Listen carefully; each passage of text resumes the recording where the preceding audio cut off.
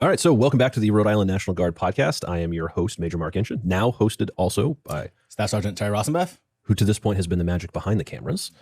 And we're joined today by our guest. Wait, am I supposed to introduce myself? It helps, yeah. Okay. You haven't seen any of these, have you? No, I fast forward to the... Ouch, right to the heart. I know who it is that you guys are interviewing, so I'm like, skip. Okay, do you want to redo it? Do you want me to No, we're gonna roll. Okay, Sergeant Rodriguez. Yep, Sergeant Lexi Rodriguez, a recruiter here in the Rhode Island National Guard, who recently won Miss Rhode Island. Our very own Miss Rhode Island. Yes. You have the tiara here? I do. Can we see it? Can we see it? Yeah. It looks like it's in an armored case. We definitely want to see this. Is it like made of like silver? I honestly don't know. Do you want to wear it? No, I'm not gonna wear it. Oh, come on, man. You look smashing. This is legit. This is a legit tiara. Wow. That's got way more heft than I thought it was going to have. A lot of bobby pins. It might actually be silver. It's certainly not tin or pewter or any other light metal. That's It's legit. like, for sure, got some heft to it. Congratulations. That's a really big deal. How long have you been chasing the title? About 8 years. Okay, that's a long journey. Very Tell long us a little bit about that. So I started competing when I was 16, simply because I'm stubborn. My family told me that I would never be able to do pageants because I was shy and a tomboy. And they're like, absolutely not. You would never be caught dead on stage in a dress.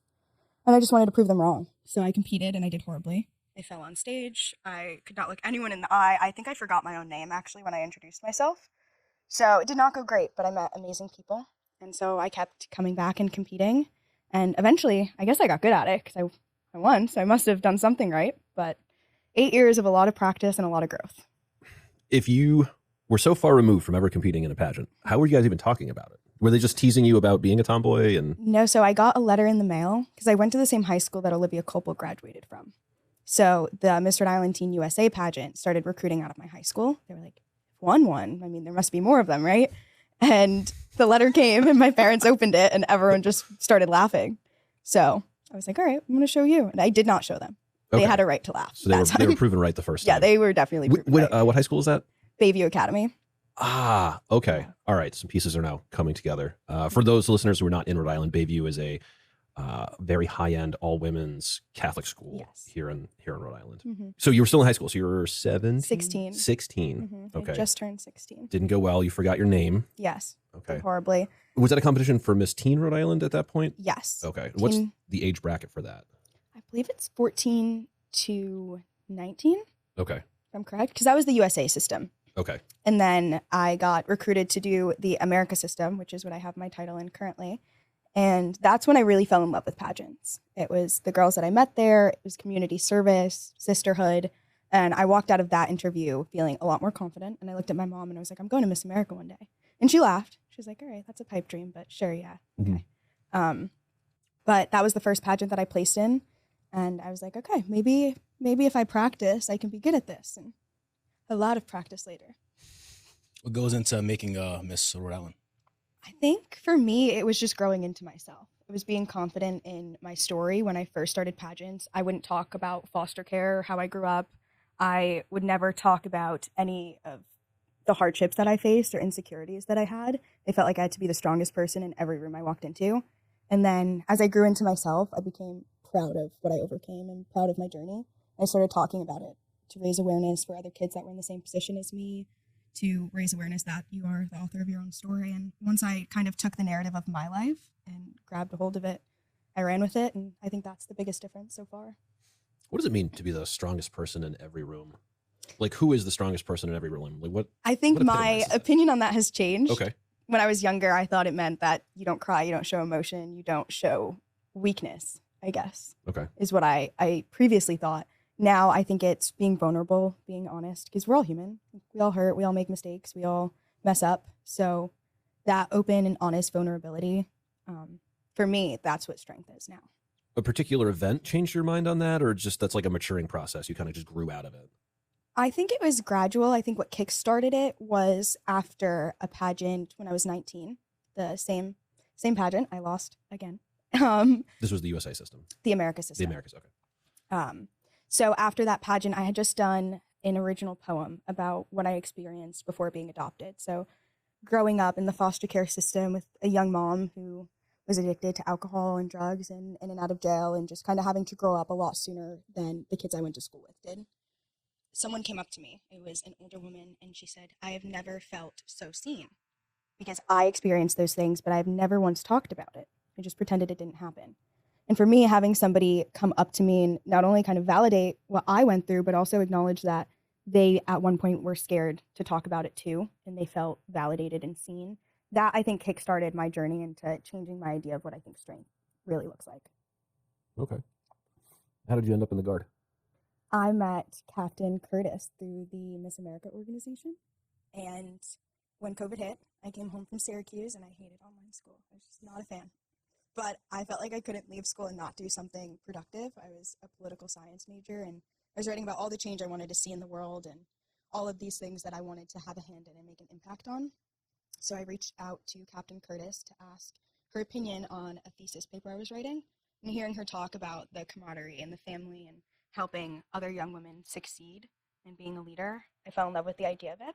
Okay. So I walked into a recruiting office and was like, hey, I think I want to do this. How old were you when you enlisted? I started the process at 19, but needed some knee waivers from knee surgery, so I enlisted at 20. Okay. What happened to your knee? I had a double knee surgery when I was in high school.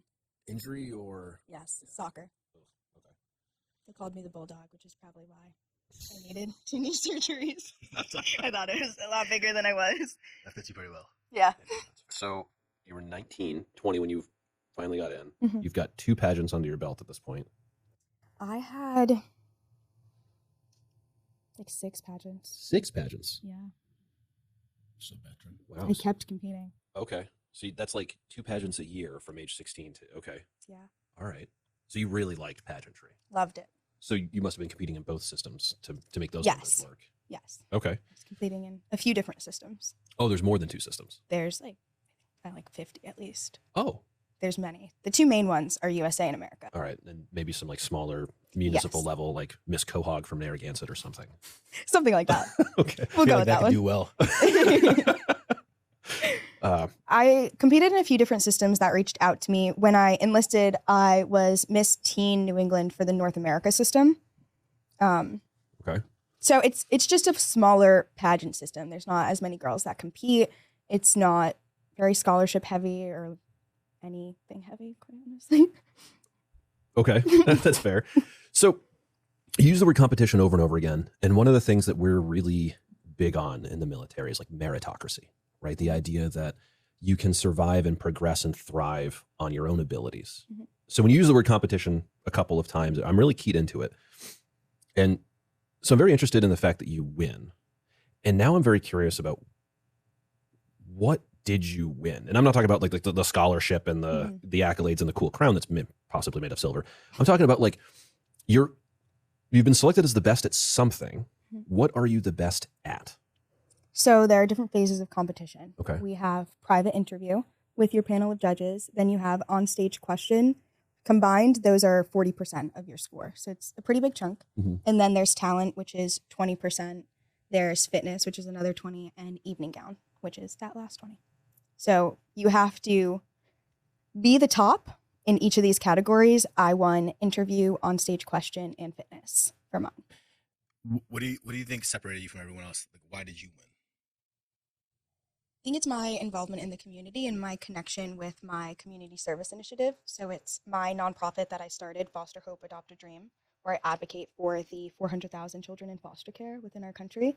I was a foster kid, so it's a lived experience. It's something that I can talk about my experience, talk about the kids that I grew up with, their experience, why I'm so passionate about it, and what these kids really need to thrive and break the cycle. So for me, I think that was the thing that set me apart the most, was just my connection. Okay. I wasn't a foster kid, so I don't have that lived experience. What do they need to thrive and break this? First off, break what cycle? And then like, what do they need? Like, what does our foster care system need to be better? So for me, I think the scariest part of foster care is the statistics about these children. So I'm one of 27% of foster kids that will ever be adopted, meaning most kids will age out of foster care. And once they age out, 50% will either become incarcerated, homeless, or they will become addicted to drugs, as well as 1 in 4 foster children will be diagnosed with PTSD, which interestingly enough is more than war veterans.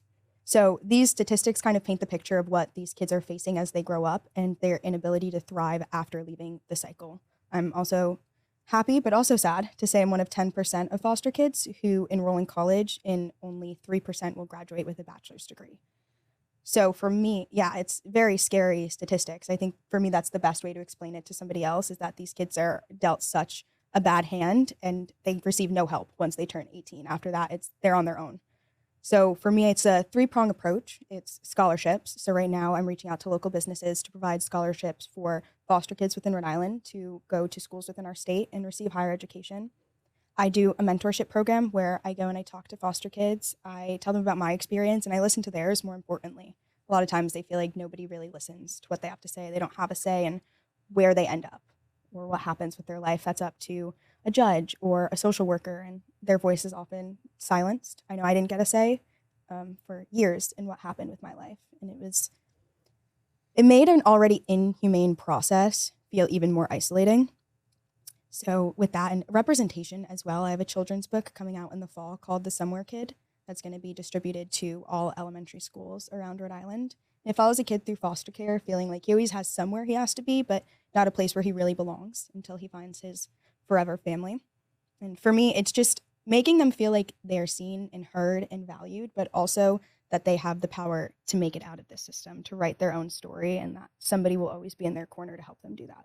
Can you like peel back another layer Mhm. for me? Because I just am so ignorant in all of this. Like what is going on that would result in such, like, the statistics that you say? Like, if 50% of your participants are suffering that badly at the end of that process, like what is happening inside that world? I think it's a combination of things. I mean, the social workers are wonderful. I still talk to my social worker, but they're underpaid and they're overworked. There's only so much that they can do. They don't have the ability to have that like undivided attention with each child. Also, there are a lot of states where these kids just get pushed through a system. I will say I know my siblings and me were very fortunate within Rhode Island to be seen and have great people behind us, which is why we all got adopted. But I hear stories from kids all over the country, and it's so disheartening because they just get pushed through schools. They move from school to school, never making that connection with friends or teachers where people can know them and know when they're not okay. Well, they need help. They need to see a therapist, or they need to see a doctor. They need one-on-one support. They're never in one place long enough for people to know them enough to know these things about them. I think that's the biggest factor. Also, a lack of support system, right? When you're going in and out of foster care and in and out of your biological family, where the main reason you've entered foster care is because of addiction or neglect, and that's all you grow up knowing, that's your only constant, that's what you think normalcy is. So how are you supposed to know right from wrong when that's what the adults around you are showing you? Okay. Why are they getting moved so often? I was moved quite frequently. My opinion on it is that DCYF's primary mission, or so it seems to be, is reunification between children and their biological families, which sometimes is the right move. Mhm. I know for me and my siblings, it wasn't, unfortunately, but I always felt like we never had the opportunity to say that, to say this is not where we feel safe or comfortable or happy. And I was the oldest of my siblings, Okay. and I was the last one to get adopted. So fortunately, my younger siblings didn't experience it for as long as I did. And I was fortunate to have what I call my Hannah Montana life, where my foster family who adopted me gave me the most amazing life they could. When I was with them, I truly did have an amazing childhood. Okay. But that's where the imposter syndrome kind of kicked in. And I was fortunate enough to have a support system that noticed those things as I grew up. So based on the statistics you've already quoted, I already Mhm. know this isn't the case, but I guess I just don't know why. Like, why is it that more kids aren't adopted by their foster parents? Like, to me, that just seems like the natural progression, that you would get placed with a family, families would fall in love with the kid, bada bing, bada boom, instant family, right? That is what happens a lot, but there's a lot of red tape. So my foster parents, who are the only parents I've ever called mom and dad, but they started the process when I was about 3 years old, and I didn't get adopted till I was 7. And it was just a back and forth legal battle the whole time. Got it. Being able to convince the courts that it was the right decision for myself, and having my biological parents sign away their rights, because they still do have to do that. And that was, in my case at least, not something that they were willing to do. Okay. So that's often the most prominent problem. And are you with your biological siblings still, or? So I still see them. Okay. It's a very complicated family tree, but my younger sister was adopted by my adopted dad's sister. Okay, so you guys are like adopted cousins, but Cousin biologically. sisters. Yeah. Okay. So I was fortunate enough to grow up with her. Okay. She joined the Air Force. Nobody's actually. perfect. Yeah, I know, traitor, right? But she just got married last year. She's living her best life, and I was really fortunate. But most siblings are split up. Okay. I'm sorry. Like, does it get fairly emotional for you to have a 2-year-old daughter? I just like the very idea of her not having parents that love her. Like the idea of being, it kills me. Absolutely kills me. I'm really glad that you found a family that, to me, just makes sense that they would fall in love with their foster daughter and want to keep her. And to me, that's just like the most normal thing in the world. Like, Yeah. I look at my daughter and all her little friends, all her friends are the same age. And I'm like, I can't imagine sending any of them back. Be like, nah, not this one. Give me another. Like, I can't even begin to imagine. They're all just perfect little humans. I don't know. Hit the dad button, Adrian. So Yeah. I can't help it. Breaking What is going on? How do we fix this? I can't help it. They're just so, like, they're just pure little. I mean, sometimes they're feral animals. So Yeah. like, you turn around for half a second, they're naked, they're greased up in something, and they're running around the house. Yeah. Like, holy cow, where did you even find grease? I don't keep grease in the house. There's no larder here.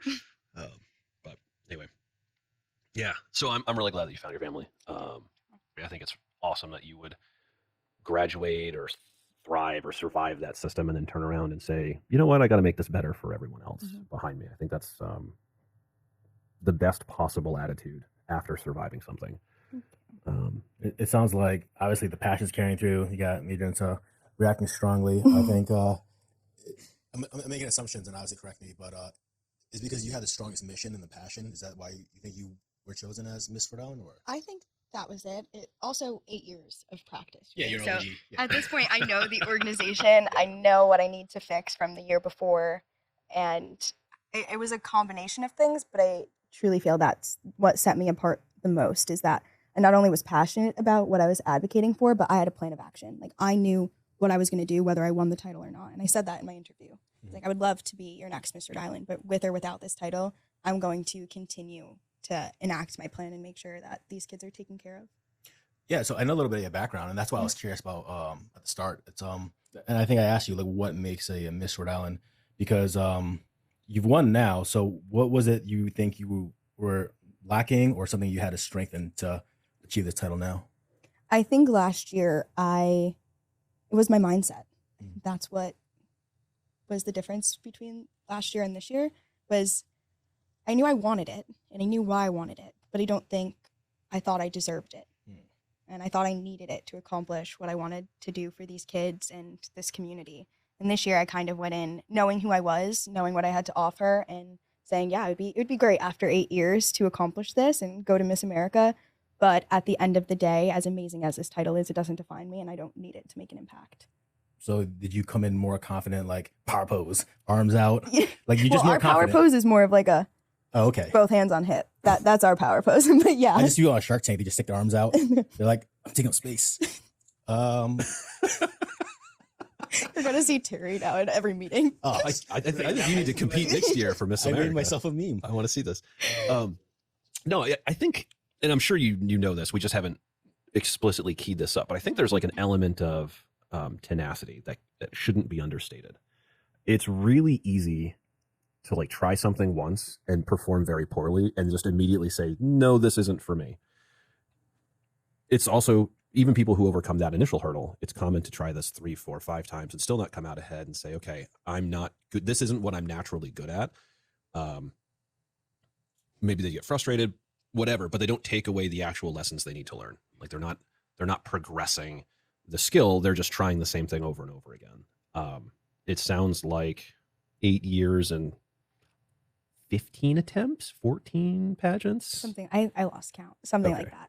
I was sticking with the 2 per year. I docked you a year of Cuba. Yes. But somewhere in like that 14 to 16 range. But obviously you were still iterating on the actual skills. You weren't just like presumably trying the same thing over and over again. Yes. I don't remember if I know your office was kind of set back in Cuba. But even in It's better Cuba, for everyone's mental health that I wasn't.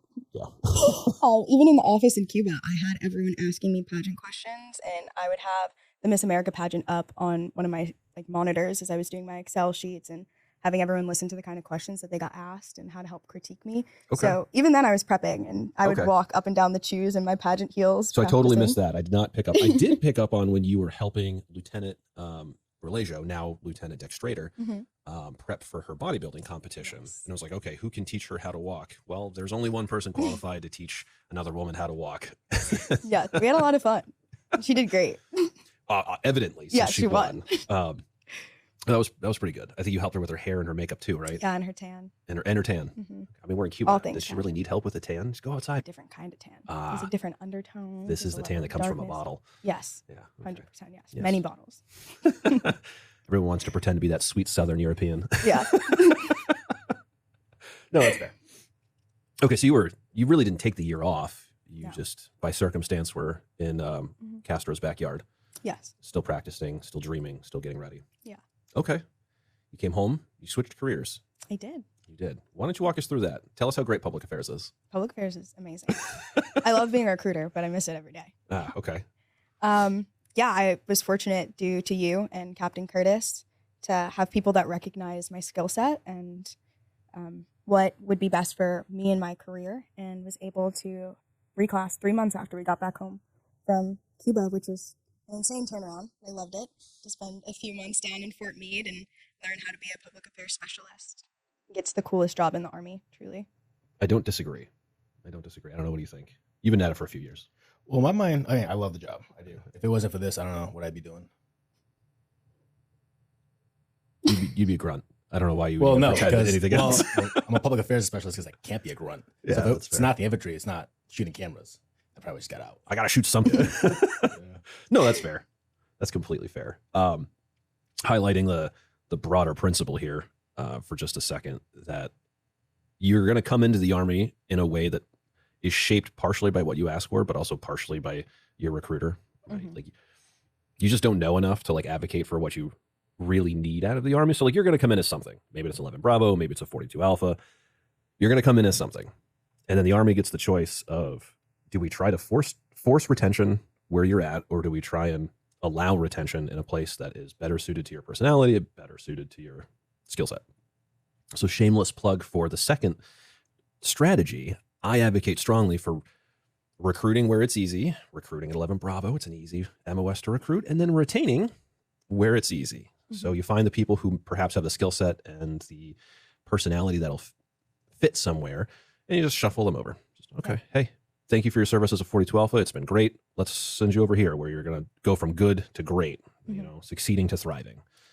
And thank God, because I was about to get out. I don't know if you remember. I do remember. Yes, I I do was dead set on, this is not for me. Yep. No hate to Like- 42 Alphas. It just was not for me. It was like 3 years in the Army. Yeah, You're just like, I did oh, a I'm done. 3-year contract, Tap. and I was like, yeah, I'm not re-enlisting. I think HR, the AG branch, it is a great fit for a specific personality type. Like, there just are people who are born with the attention to detail and the love of endless research and specificity that, like, they're just perfect. They are born HR specialists. And if you aren't that person, every day is just a painful slog. Yes. Death by Excel. That was, For me, like, and on the officer side, it's like death by research. yeah. It's like, you know, I come from an operational background where like grenade range is close enough. Like if a B- answer right now is like good enough, right? Because we can put steel on target without being super close. Yeah. And then you get into the HR world, and it's like, no. You can take 24 hours to do the research, but by God, you have to research every PPOM, every DA PAN, every effort. Like, it's like 1,000 pages of doctrine to like arrive at one answer. And it's like, I've literally worked for 24 hours straight to like answer one simple question. It's like, yeah, this may be not quite the right fit for me. Exactly. So I sympathize. Yeah. I But sympathize. public affairs made me fall in love with the Army again. So, and human resources, honestly, that was a me decision. I had a great recruiter. Shout out to Sergeant Tarango, because she was wonderful. But Big I fans was of Tarango here. Yeah, love her. She was amazing. She's the reason that I decided to put in my recruiting application, actually. Oh, no because, kidding. Yeah, she followed me throughout my whole career. Like, she's been there for me every step of the way. So it's like, I want to maybe do this for other soldiers. That would be great. But I was just stubborn. I didn't want to wait. I had waited for knee waivers and all these other things to get in. So Sure. I went up there and I wanted to be field artillery. Like I was dead set. I was like, I'm going to be 13 Juliet. Why I thought that? Good question. I have no clue. 2 words. Captain Curtis. That, yeah. And I saw them go, like I went to Vermont with them to watch them shoot. Okay. Like, this is the coolest thing ever. And I'm 5 feet tall. I was not going to be loading the cannons. That just did not seem physically possible. That's fair. So I was like, next best thing, 13 Juliet. There we go. And they didn't have any dates within the next few months. So I was like, okay, next cool thing, 31 Bravo. Again, what my thought process here was, I have absolutely no idea. But didn't have any dates there either. So I was like, okay, what No ships dates out? for 31 Bravo. It was like Holy cow. 5 months away. And I was like, I just don't want to wait another 5 months. I've already waited 8 months to get in. Yeah, that's fair. So I was like, what ships out the soonest? And they were like 42 Alpha. I was like, I have no clue what that is. Sign me up. Hey, agency, I like it. Yeah. Yeah, no, I was that's fair. out 2 weeks later. And after leaving and signing, I was like, oh, human resources. Maybe I should have taken a step back, but No, that's funny. it worked. So now you're a recruiter Yes. and you are putting humans into the Guard. Yes. Why? That is the $1 million question. Because I needed a job. No, I had a great job working in marketing for recruiting and retention. I loved it. I think it was a few things. I mean, when I started, I remember telling you guys, I was like, we'll never be a recruiter. They're not going to catch me. They're not going to do it. Yeah, I definitely remember that conversation. Yeah, it was in here, actually, I think. I was already convinced in my mind you're gonna be a recruiter. I know It you just- were. the- So I was like, the no, stars I'm made not. sense to Oh, me. we both were, because that pipeline is, we've observed it a few more years than you have. I was sad. I was like, no, they're not going to get me.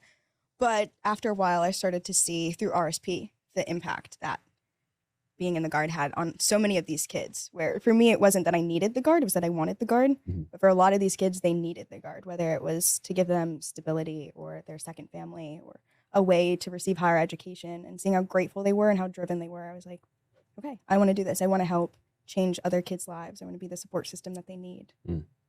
I don't know if on a conscious level or subconscious level, Captain Curtis definitely played an impact. You probably enlisting, right? Oh, she was the reason I enlisted. So now that you're in position where you are now, have you consciously thought about how you being missed around and then being uniform impacts people possibly joining? Or I don't think I realized how big of a deal it would be until after I won, Mhm. quite honestly.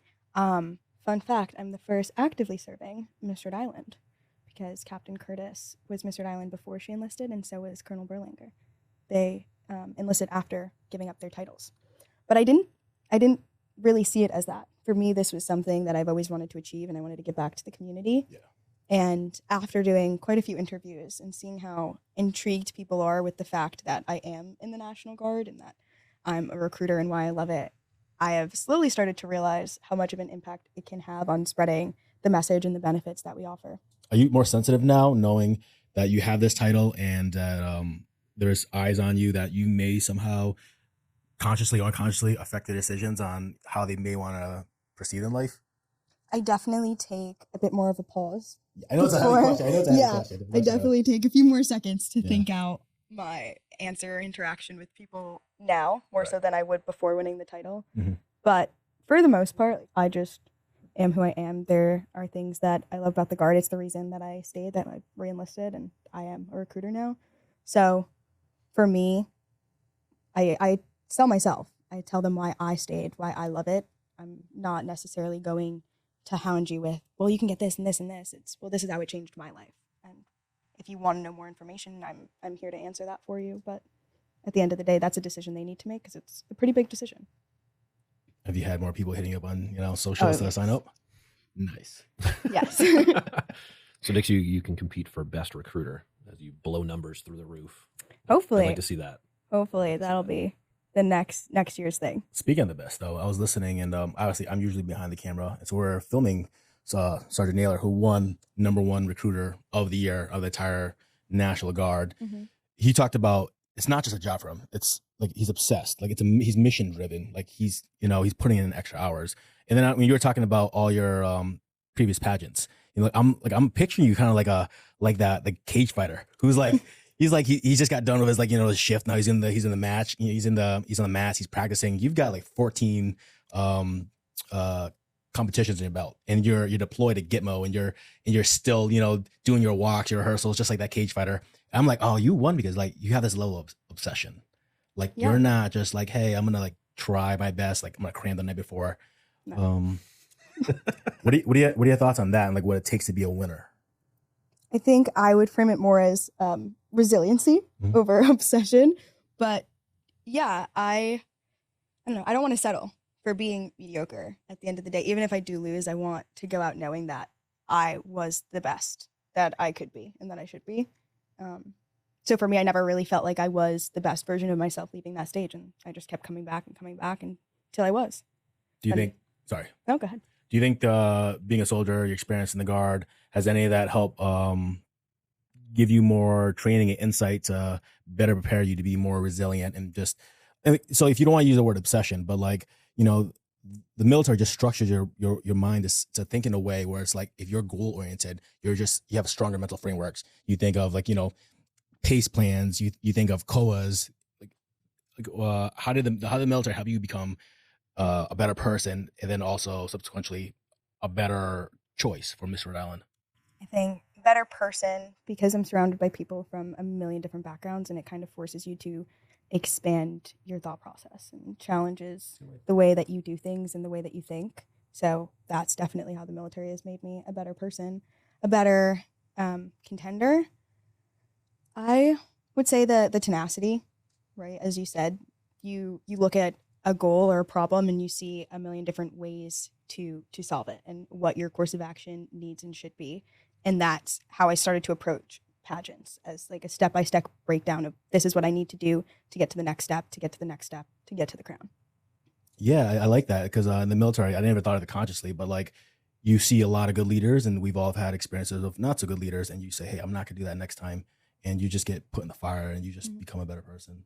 Exactly. Wasn't there something when you first came to the pad, you were like, I don't want to do it. I was like, go do it. You're like, no. There were a lot of things. Go do it. I was like, wasn't it like ask somebody something? Yeah. Right. So like the military like, put you in a lot of positions just to like get out of your comfort zone, essentially, I think. Don't want to put words in your mouth, but. No, 100%. I am definitely not the person that I was when I enlisted. Thank God. But I've definitely expanded my horizons and been a lot more confident in myself as well. And it's in part because of leaders like you, Major Inche and Captain Curtis. So you guys truly were like the best leaders. I hope I don't offend anyone when I say that. Don't but blame like, me for any of your success. That's what it was. I needed an interview and quotes and stuff. And like, I can do it. I could go up to a random person, but you were still getting your feet wet with public affairs. Yes. So to go up to some master sergeant you don't know who's yelling at all a bunch of E4s, and you're just like, oh, it was with the MPs. Yes, it was with the MPs. And you were like, can you just ask him? I'm like, no. He was screaming at everyone. He ended up being very, very nice. Very nice. Very nice. But he was screaming at everyone. And you were like, no, just ask him. Tell him we're ready for the interview. And I was like, I like looked down and I'm like, I don't think I should do that. And you're like, no, go do it. It was right before I got promoted too. And you're like, you're about to be an NCO. And I was like, but I'm not right now. And I'm going to get yelled at. Yeah. Mike Tyson has a great expression. Everyone's heard it. Everyone's got a plan until you get punched in the face. Right? I love your Mike. And the reality is, like, a career in the Army gives you a lot of opportunity to get punched in the face. Oh, Yeah. Right? Little things, big things. You get punched in the face a lot in this career. And I think that's what you were hitting on, which is some people hit that level of adversity, they crumble and they get out. They're like a one enlistment and done. And some people hit that level of adversity and they learn how to take a punch. And they learn how to punch back. And then they learn how to keep their guard up. And then they learn how to dodge. And then they learn how to punch back really well. But it's an iterative process. Yes. Right? Like, the majority of people do not start their boxing careers 15-0. No. The majority of people start in their gym getting the crap kicked out of them. Right. And so I think we touched on resiliency. And I think you took that into your pageantry career and you took that into your military career. And the only thing I would say is keep at it. Right. So you talk about being the best version of yourself on that stage. And I would only encourage you to add a single word to that sentence. You were the best version of yourself today on that stage. And that's awesome.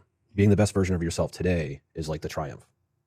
If you're still that same person when you're 30, that actually becomes a failure. Yes. Right. And I don't suspect that you will. I had the distinct pleasure of serving with Colonel Berlanga and with Captain Curtis and with you. And I don't believe any of you are the kind of person who just sits on their laurels and rides it out. But those people exist. We've all met them. We know them. And what starts as a triumph, transforms over a lifetime into their greatest failure. Mhm. It's the I peaked too early. I peaked in high school. You know, we all know that guy, right? Yep. So yeah, resiliency isn't just a today skill. Growth isn't a today skill. It's a lifetime skill. I agree. Yeah, well said, sir. Yeah, if you ever want to hear more Mike Tyson imitations, let me know. I'm gonna clip that. I'll save it by phone. Put it in the group chat. We just started a mini series. So, can I ask a question? Yeah. And I guess, so like for me, I hate giving advice. I absolutely hate giving advice because I get really uncomfortable. It's like, oh, don't do, because I personally, but what I like to do is I like to talk about my experiences, and then if somebody can relate, they could use it as a soundboard, a judgment. Do you want to say something directly to a young person, maybe a young woman who's thinking of joining, or maybe if you were to talk to your younger self, what would you say to this person, your younger version of yourself, about enlisting? Do you encourage this person? How would you encourage this person? I think I would just tell my younger self all the things that I've gained from joining. Whether it's the people that I've met, the family that I've made. I mean, I had people from every unit that I've been in at the pageant with posters of me and my recruiting headshot, my pageant headshots, screaming and jumping, just cheering me on. And it's the people you meet, it's the relationships you make, it's more than just a job. And I think that's something that's lost on people too much, is they see it's a job. You come in 1 week in a month, 2 weeks in the summer, and then you're done. I'm just here for the benefits. But if you really let yourself experience all that the National Guard has to offer, you're going to change for the better. And it's because of the people around you. You gained a family. I gained a family. I did. That's so poetic. Well, and now you're part of the full-time force. And I think I know I gave you the speech in Cuba, but I'll just give the speech to the whole audience now. The job of the full-time force, we host the National Guard for the M-Day force. Like, we exist so that the M-Day force can be. Yes. We keep the lights on, we keep the trains running so that everyone has the opportunity to have the benefits that you have enjoyed. Mm-hmm. It's not our job to benefit from it anymore. We still do, right? But that's not why we exist. We exist to provide the National Guard to the M-Day force. It's a huge responsibility. There's few things worse than like inheriting a windfall and then pulling the ladder up behind you. And that's what I always try to impart on anyone who asks me, should I join the full-time force? Can I get a letter? It's like, I recommend those I recommend. I don't recommend those I don't. But the value I always try to leave them with is like, do not pull the ladder up behind you. It is not the position to come in and enjoy the benefits and just like thrive in the joy of being a soldier 24 hours a day. It's like, no, we're here to do something. That's keep the lights on so that everyone has access to that benefit. I do a lot of preaching on this podcast. I don't want to call it preaching, sir. Philosophizing. Philosophizing. Well, you said you hate giving advice, and I'm like, ooh, that's like all I do on this podcast. Well, I think this is probably why we're testing to balance it out, Get this old guy off of here. He's a preacher. So, Sergeant Rodriguez, obviously you relatively have just became a recruiter, but what's next for you? Drill sergeant school, sergeant major. What do you see? I'd love to see you in a campaign hat. That would be phenomenal. I'm just taking it one step at a time. Right now, I just want to be the best recruiter I can be, the best Miss Rhode Island I can be, and represent Rhode Island proudly. I'm Miss America, and come back and enlist the next generation of soldiers. One day at a time. No. Oh, are you moving on to compete in the Miss America thing? Oh, yeah, September. Okay. Yeah, that's like... He said thing. It's a big part of it. Well... Yeah. I would like to display my ignorance proudly here, rather than pretend I know what the word actually is. I guess pageant would have been a good word there. The Miss America pageant. Miss America opportunity. Opportunity. Mm-hmm. Is that automatic? Like all 54 winners? Well, 50 winners, 54 winners? It's the territories compete for this? Yes. Okay. Every state and territory. Okay. So do the 54 state and territory winners all automatically go to? Mm-hmm. Okay. Right. Yeah. So you have to win your state to go to Miss America competition. Okay. How are you prepping for that? Same way you've prepped, or you like taking it up a notch? No, I'm taking it up a notch. You talk to Mercado. He takes things up a notch really well. Really fast. There's that obsession. Yeah. Like you want to win fitness, you talk to Angel Mercado. Yeah. That guy will help you win fitness. I'm scared to work out with him. All right. So before we close this out and say our goodbyes, I always end my podcast the same way. What am I missing? What am I not asking? What are we not talking about? A lot of things. No. You're a vapid empty facile, sir. Another thing that's really important to me, especially now as Miss Rhode Island, is advocating for mental health. And I feel like it's definitely something a lot of service members could use, dispelling the negative connotations associated with getting help. So you both know, about a year ago, my brother passed away from suicide. And since then, it's become kind of a personal crusade of mine, because he was never somebody that you would assume would commit suicide. He was always happy and bubbly and helping everyone out. And I've come to learn that it's those people who often need someone to talk to the most. As a recruiter, I've also seen that a lot in high school kids. It's this epidemic of kids not feeling like they have the room or the space or the person to openly talk about their struggles without getting this label put on them. I've seen it in uniform. To be open and honest, was one of those people that it took me a while to get the help I needed. I now am very open about it. Like, love therapy. Go to therapy once a week. I think everyone should be in therapy. It's great. Even if you have nothing to talk about that week, it's wonderful just to have an outside person to just be frustrated with. But that's something that I will definitely be talking about a lot more throughout my year, and hopefully helping high schoolers and soldiers at the same time. I like it. Got it. Yeah. Well, thank you for joining us. Thank you for having me. Good? Yeah, that's solid. That's good.